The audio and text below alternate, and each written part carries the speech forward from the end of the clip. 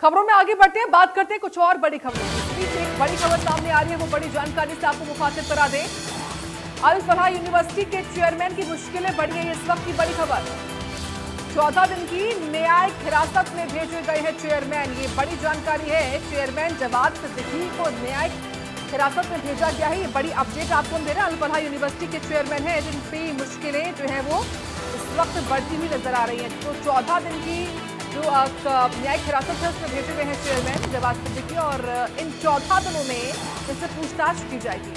तो अल फलाह यूनिवर्सिटी के चेयरमैन की मुश्किलें बढ़ी हैं।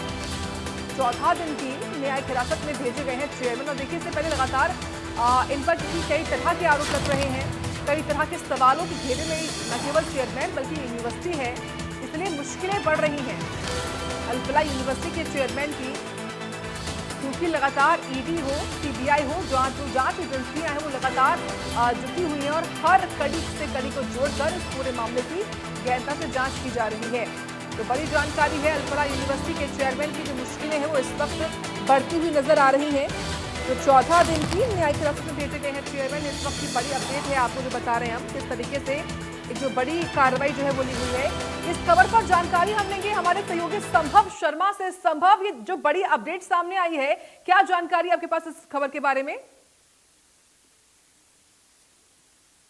अल फलाह विश्वविद्यालय के जो चेयरमैन हैं उनकी न्यायिक जो एक हिरासत थी, जो ईडी कस्टडी थी, वो खत्म हुई। उसके बाद उन्हें साकेत कोर्ट में दिल्ली में पेश किया गया, और वो प्रोडक्शन के बाद वो एक तरह से ऑफिशियल प्रोडक्शन होता है जब एक समय सीमा खत्म हो जाती है कस्टडी की। और उसके बाद अब अल फलाह विश्वविद्यालय के चेयरमैन और चांसलर जवाद अहमद सिद्दीकी को 14 दिन की न्यायिक हिरासत में भेज दिया गया है, जिसे जुडिशियल कस्टडी कहा जाता है।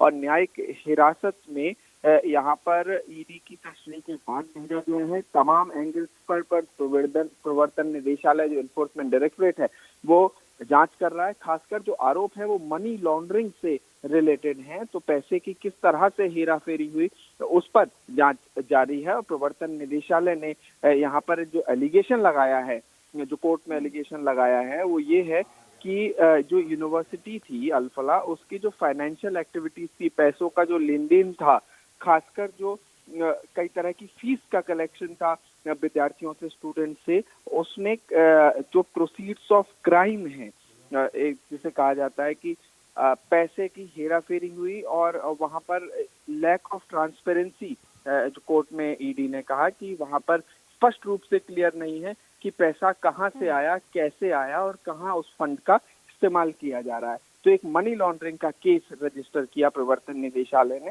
और उसके बाद कस्टडी मांगी थी, और वहां अरेस्ट करने के बाद जवाद अहमद सिद्दीकी को कस्टडी के बाद आज पेश किया गया, और अब 14 दिन की न्यायिक हिरासत है। तो ये इस केस में लेटेस्ट अपडेट है। इसके अलावा तमाम और चीजें प्रवर्तन निदेशालय ने जो एलिगेशन लगाया है वो महत्वपूर्ण है, कि किस तरह से बच्चों का जो ट्रस्ट है, जो विद्यार्थियों का ट्रस्ट है, भरोसा है, उसके अलावा उनका भविष्य और जो उम्मीदें बच्चों को होती हैं, उसके साथ एक तरह से खिलवाड़ की गई, और पैसे बनाने के लिए, मॉनेटरी गेन्स के लिए ये इस तरह की खिलवाड़ की गई। उसकी पूरी जांच डिटेल में प्रवर्तन निदेशालय कर रहा है, और यही सब प्रवर्तन निदेशालय के एलिगेशंस हैं, आरोप हैं। प्रवर्तन निदेशालय जो है वो लगातार संभव इस पूरे मामले में कार्रवाई कर रहा है। आपका बहुत धन्यवाद हमें विस्तार से बताने के लिए इस बड़ी खबर के बारे में। किस तरीके से अब चेयरमैन की मुश्किलें जो है वो थमने का नाम नहीं ले रही है। बढ़ते खबरों में आगे बताएं खबर भिवानी से, यहाँ पर पैरा वेट लिफ्टर की हत्या का मामला, और देखिए 2 दिन बाद भी आरोपी की गिरफ्तारी नहीं हो पाई है। इसमें 4 नामजद हैं और 15 अज्ञात हैं जिनके केस दर्ज हुए हैं उनके खिलाफ। शादी समारोह में झगड़े के दौरान मर्डर हुआ था। बारातियों ने पीट कर